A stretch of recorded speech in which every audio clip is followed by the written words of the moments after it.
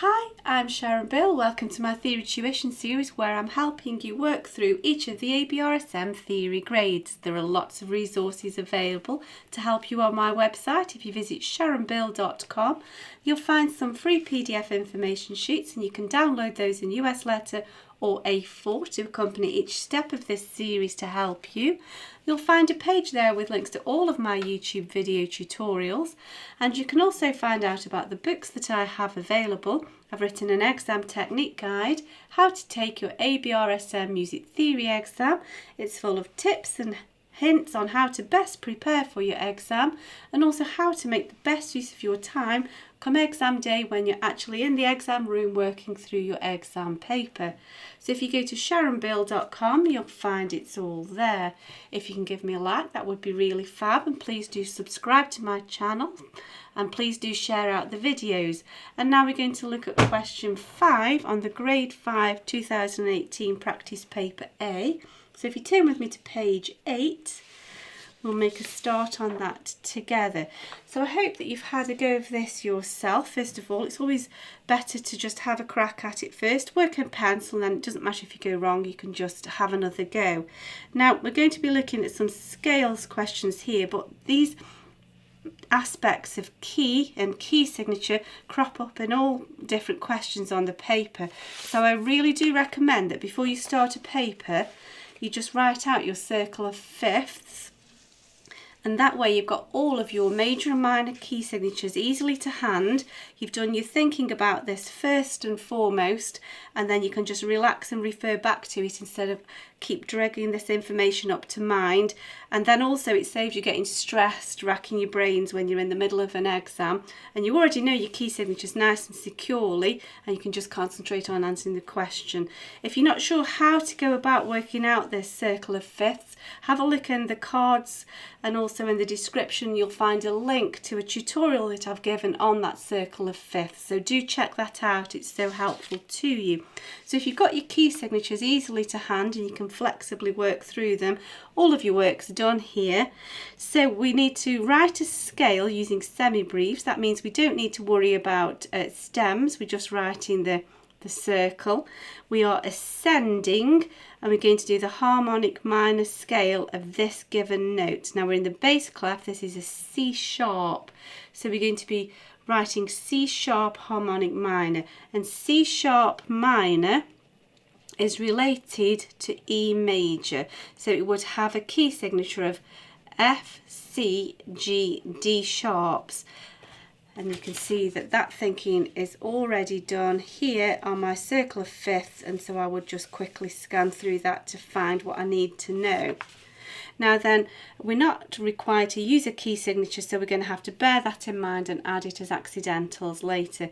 Now scale literally means step, so we're literally stepping up this stave, and so we want space, line, space, line, space, line, space, line. 1, 2, 3, 4, 5, 6, 7, 8, and we've gone from C to middle C here, so I know I'm in the right place. Now if you're not comfortable with this clef here, it depends which instrument you play, but you could even make life easier for yourself and just sketch, because you know you're beginning on a C sharp, and once you've worked that one out, C, D, E, F, G, A, B, C, make life easy for yourself. Now I'm just going to pop this key signature in. That's only the first part. We've got another step to go. So we want F sharps. Remember, the sharp comes before the note. You need to know before you play it. Although you say F sharp, you write a music sharp F. F, C, we need this twice because we begin and end on that C. G and D.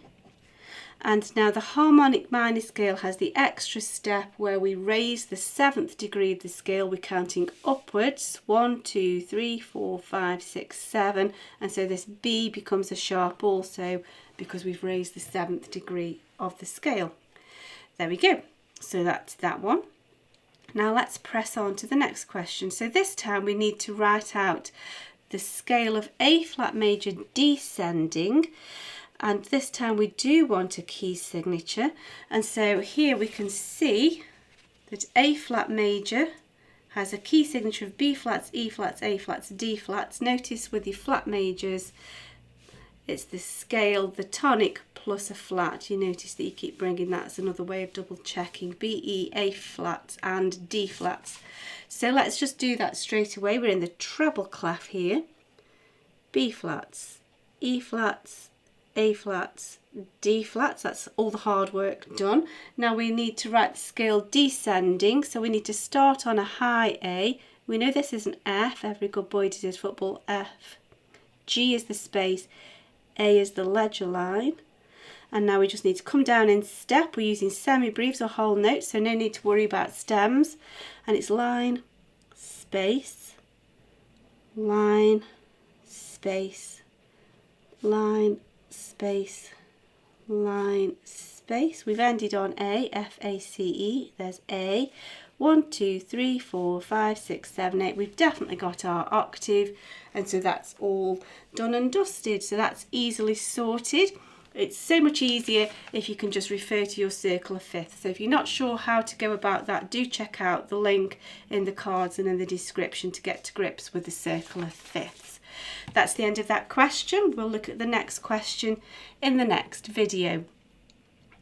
I do hope that's helpful to you. I hope it's helping you to get to grips with grade 5 theory. I hope that you're enjoying it. I'm certainly enjoying working through it with you.